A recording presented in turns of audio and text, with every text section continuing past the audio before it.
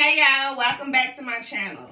Can we talk about what you should think about before jumping in this hair business? Before you become a person that is selling hair and wigs, you need to think about a couple things, okay? You gotta have certain things together. Never jump in anything without a plan. You need a plan.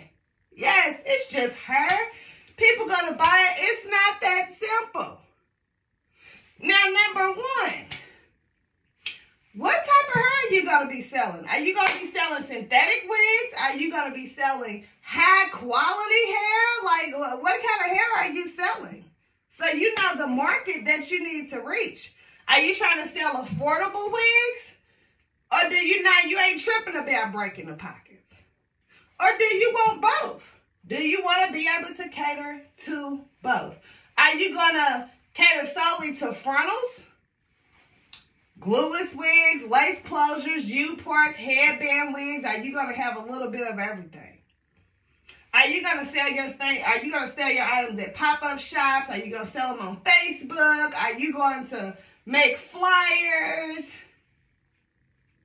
Are you making custom wigs? There's a big difference in ordering the wig that's already made from the vendor and making custom wigs by hand or with the sewing machine.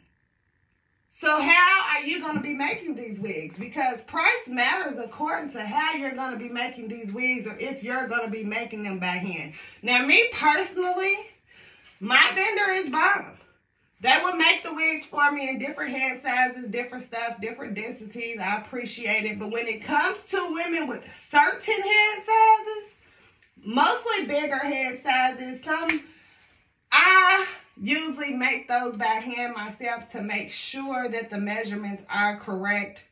Are you going to be selling wigs that are just average size? Average size is, I say, 22, 23. Average size.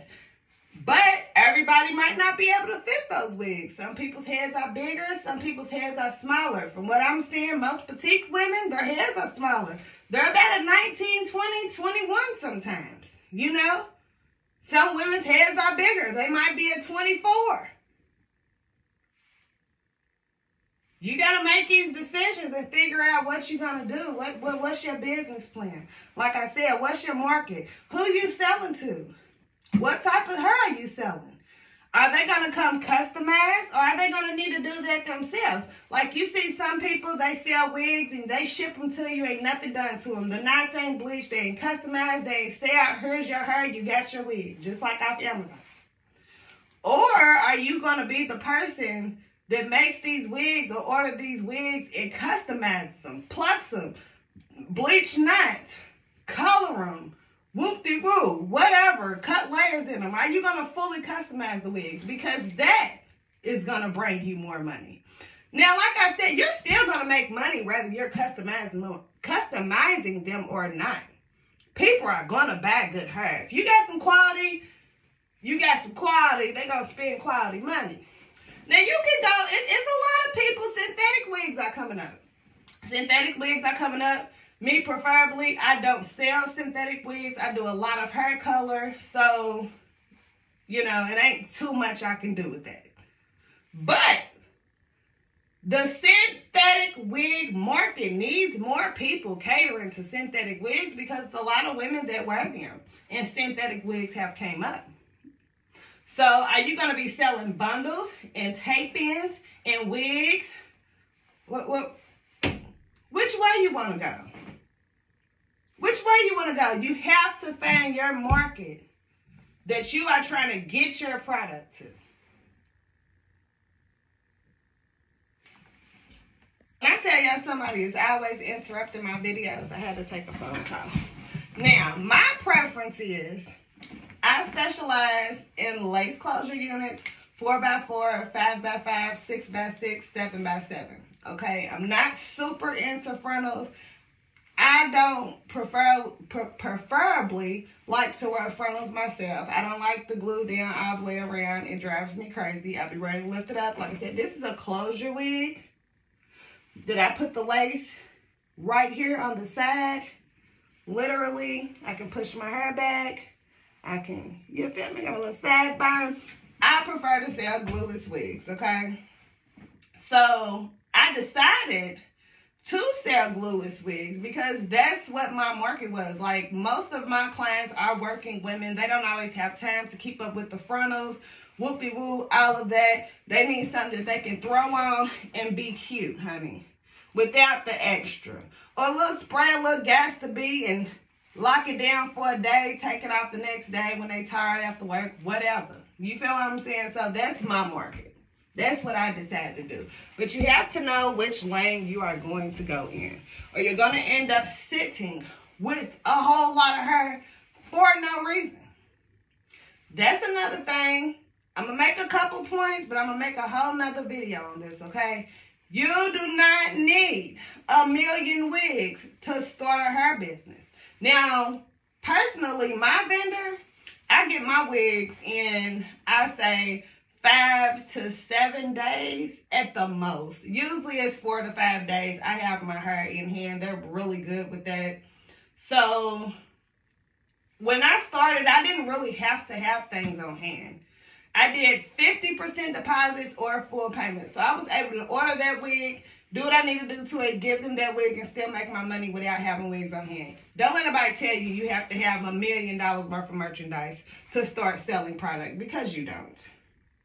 That is your choice. Now, having a couple on hand is always good for those people that contact you and be like, I need a wig right now. I need a wig back tomorrow. Those last minute people, you don't want to miss that money. So, you know, 2, 3 wigs to start off is cool. But like I said, you need to know your market. You need to know your market. Now, I don't too much sell bundles or wigs over 22 inches.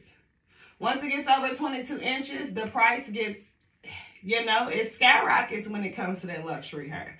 So, you know, that's not my lane. That's not what I order. The only time I'm going to order a wig or bundles over 20 inches is if someone pre-orders. Someone puts down a payment. Because I don't want to sit with a wig that costs that much. Say I done spent $350 on this wig wholesale to sell it for $750, $800. But ain't nobody bought it because that's not the lane I'm in. I'm not in the super long hair lane, so that money is just sitting. It might go in a week, a couple days, a month, or a year. I don't have time for that, so I stay in my lane. Make sure you find your lane, okay? People just keep calling me. They don't want me to teach y'all. They don't want me to give y'all no advice, y'all. Let me clear this call. Okay. Because these random scam numbers be calling. When I tell you people call me from all kind of numbers, and they got the nerve to have regular house numbers now. It ain't even a 1-800 number they call from. But anyways, make sure you find your lane. Make sure you know exactly where you want to go, what type of clientele you like to reach. Preferably, also, I like to sell what I wear. You are your biggest hair model. Like I said, I'm not big on frontals. So that's not what I'm promoting. I am promoting lace closure wigs. Now, this wig can be wore glueless. I glued it down, of course, because my top would be like hanging on my hair. You feel what I'm saying? But make sure you find your lane. Make sure you write this stuff down. Make sure you know which way you want to go, what your clientele is going to be, what type of money you're trying to make, what type of profit you're trying to make. Make sure you have all of that together, because jumping in and just buying a bunch of random stuff is not always the way to go. Like I said, stuff will end up sitting. Because you also have to get yourself out there. People are not just going to buy your hair from them. People will. People will, but it's a lot of people that like to see consistency and other people saying that the hair is good. And whoop-de-whoop.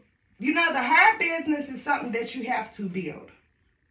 I've been in the hair industry for about 6-7 years. I have been selling hair strong for about 3.5 years. But I was doing so much weave and I wore so much weave and color that it wasn't hard for me to build that clientele. And once I found the right vendor, good luxury hair, boom, I was in. You feel what I'm saying? I was in. Now, there is your slow days. There's slow weeks. There's weeks where you might make a couple thousand, honey. There's days you might make a couple thousand on wigs. As long as you got your business plan together, you will be successful in this hair industry. You will. Just have a business plan. Don't jump in head first. That's it. That's it, y'all. That's it, y'all. Anyways, thank you for watching my video. Thank you for subscribing to my channel. If you have not already subscribed, make sure you do. Like I said, I've been in the beauty industry for some years now. I'm giving advice. I'm giving do's and don'ts. I'm letting y'all know where I screwed up, where I did good, where I went the right way, where I went the wrong way. And I want y'all to listen and learn so y'all don't make the same mistakes I did. Because, honey, I jumped in the hair. You know, I didn't have anybody to tell me that I didn't need 100 wigs on hand. To pick my lane, to promote my business. I ain't had nobody tell me yet. Everybody's in competition in this beauty industry, but I'm not in competition with you, honey, because I want us all to win. There's enough money out here for all of us, literally. People say it, but they don't mean it. It's billions and billions and billions of people in this world. Billions. Get your money. Make sure you subscribe. Thank you for watching my channel. Thanks for your support. Have a good day, y'all.